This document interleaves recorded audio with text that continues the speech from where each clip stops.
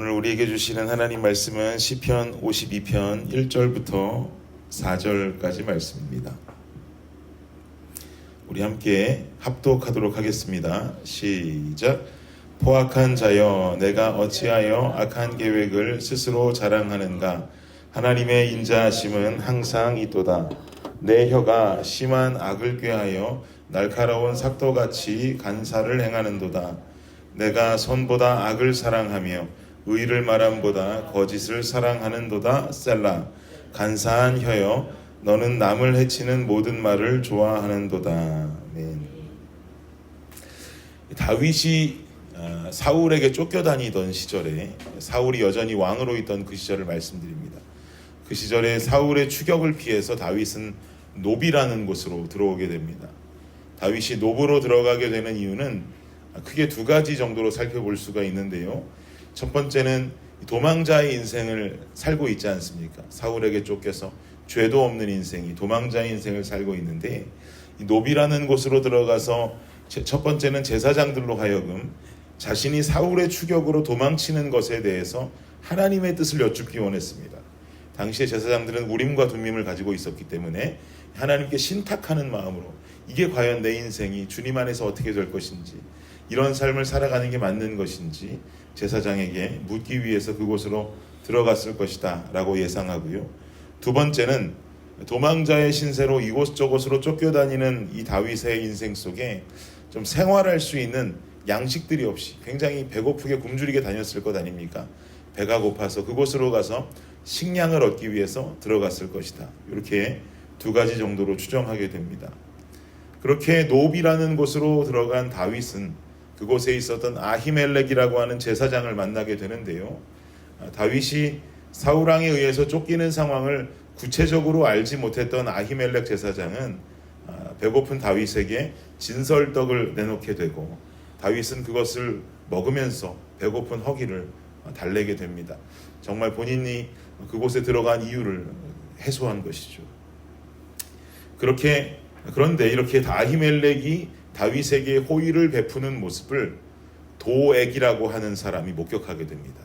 익숙치는 않은 이름이죠. 도액. 이 도액은 누구냐면 당시 사울왕의 목자장이었습니다.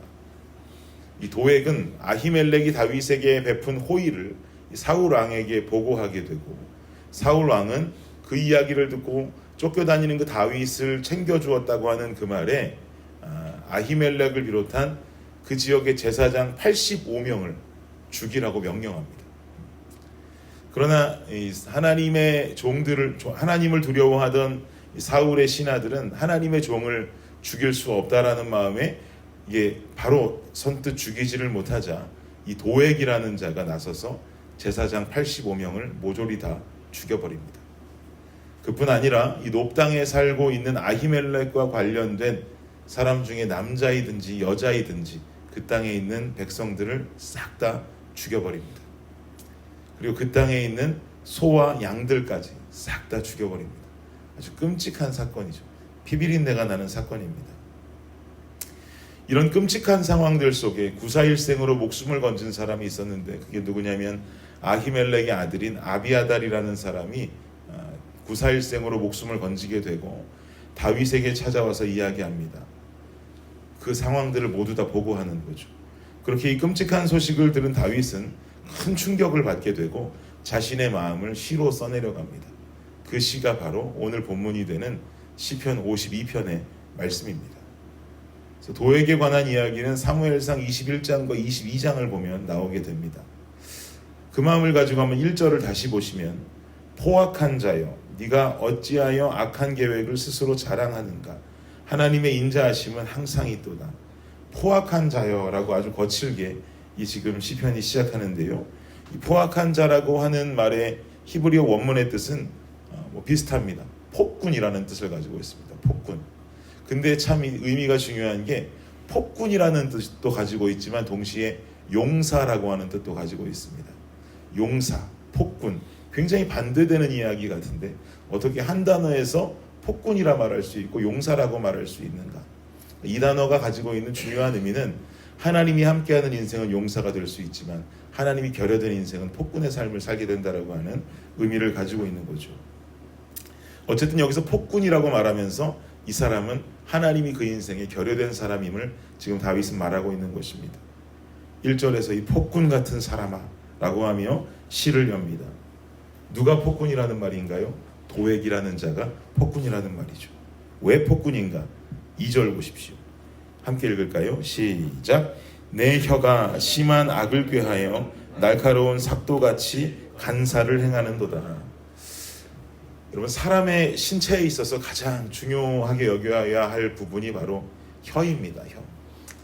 우리의 혀는 심한 악을 꾀하고 날카로운 칼처럼 간사를 행할 수 있는 곳입니다.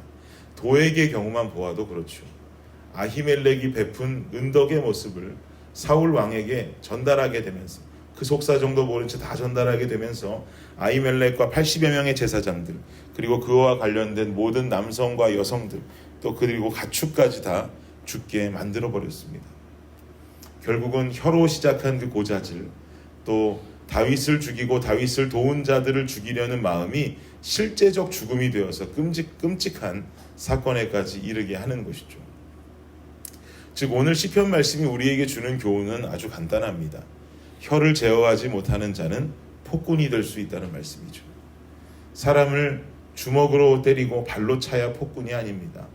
칼로 찔러 죽이고 총으로 쏴서 죽이는 것만이 폭군이 아니란 말입니다. 하루에도 내 혀는 누군가를 쉽게 공격하고 누군가를 쉽게 판단하고 험담하는 것에 노출되고 있다면 이러한 인생도 폭군의 인생이 될 수 있습니다. 그것은 더 큰 화를 만들어내고 또 더 큰 싸움을 만들고 결국 한 영혼을 실족하게 할 수 있는 폭군의 삶이 되어버리는 것입니다.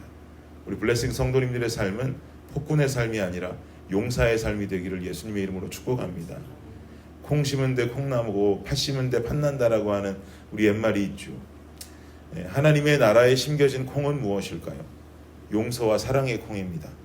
십자가는 죄 많은 나를 아무 대가 없이 용서하신 형용할 수 없는 하나님의 사랑이기 때문입니다. 하나님께서는 독생자 아들을 이 땅에 보내셔서 십자가에 죽게 하심으로 성전의 휘장을 찢어버리셨고 예수를 믿는 누구든지 하나님 나라의 백성이 될 수 있는 권세를 허락해 주셨습니다.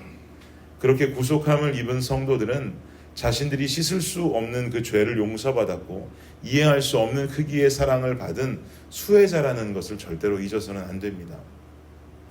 그래서 우리가 하나님 나라의 백성이라고 한다면 하나님께서 몸소 이미 심어두신 십자가 사랑의 씨앗을 우리는 그의 자녀라면 동일하게 심고 살 수 있어야 합니다. 그래야 콩 심은 데 콩 나는 거고 팥 심은 데 팥이 나는 것이죠. 우리가 그의 자녀라고 하면서 그가 심어둔 것을 행하지 못한다면 우린 자신 있게 그의 자녀라고 어디서 말하기 힘들어질 것입니다.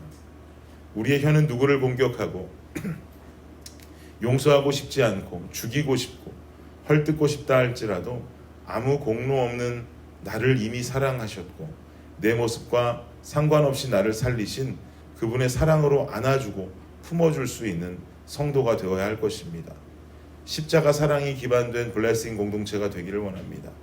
이 땅 어디에서도 또 이 땅 어느 교회와 세상에서도 환영받지 못하고 외면당하던 어떤 사람이 우리 공동체에 온다 할지라도 우리는 십자가의 사랑으로 품어낼 수 있는 공동체가 되었으면 좋겠습니다. 제가 이전에 부목사 시절에 우리 청년들한테 사사기 설교하면서 그런 얘기한 적이 있어요. 입다에 관해서 설교하는데 입다라고 하는 사사의 인생의 히스토리를 보면 서자라고 볼 수 있죠. 결국은 그 서자가 지방으로 쫓겨나더니 지방에 있는 잡류들과 함께 그의 인생을 보내는 이야기가 나옵니다. 거기서 말하는 잡류들은 이렇게 말하는 소외당하는 사람들, 인생에 버려진 인생을 살았던 그 사람들을 말하는데 입다가 그렇게 그 소외된 사람들을 돌보고 살아가는 모습을 보면서 제가 설교하면서 그런 얘기했어요. 그 사람들을 성경은 잡류라고 말하는데 나중에 내가 언젠가 교회를 개척할 일이 있을지 모르겠지만 교회를 개척하면 교회 이름을 잡류 처치라고 해야겠다. 혹은 잡것교회라고 해야겠다. 참 은혜로운 단어다. 그렇게 이야기했더니 청년들이 함께 웃고는 그 다음부터 시간이 지나도 여지껏 만나면 목사님 잡류 처치는 언제 개척하시나요? 잡것교회는 언제 생기나요? 그렇게 물어보던 청년들이 있었고 그중 한 사람이 우리 장한 형제였어요. 아직도 통화하면 어스틴을 떠난 우리 청년들 중에도 목사님 드디어 잡류교회가 생긴 건가요? 그렇게 말들을 많이 해요. 근데 막상 교회 개척하고 보니까 교회 이름을 잡류교회라고 칠 수는 없겠더라고요. 그래서 우리 블레싱 교회, 뭔가 블레싱과 잡류는 극과 극의 단어 같지만 우리 교회가 가지고 있는 의미만큼은 이 의미를 실천할 수 있으면 좋겠습니다. 이 지역의 어떤 사람도 교회 안에서 소외받던 그 누구라도 어떤 사람이라 할지라도 우리 블레싱 교회는 십자가의 사랑으로 품어낼 수 있으면 좋겠어요. 내가 받은 십자가 사랑을 그에게 전달할 수 있고, 그리고 나만 받았습니까? 그도 이미 받은 십자가 사랑임을 깨달을 수 있도록 도울 수 있는 사랑의 빚진 자, 혀로 누구 하나 죽이는 폭군이 아니라 혀로 누구 하나 살릴 수 있는 하나님 나라의 용사로 살아갈 수 있는 저와 여러분 되시기를 예수님의 이름으로 축복합니다. 기도하겠습니다.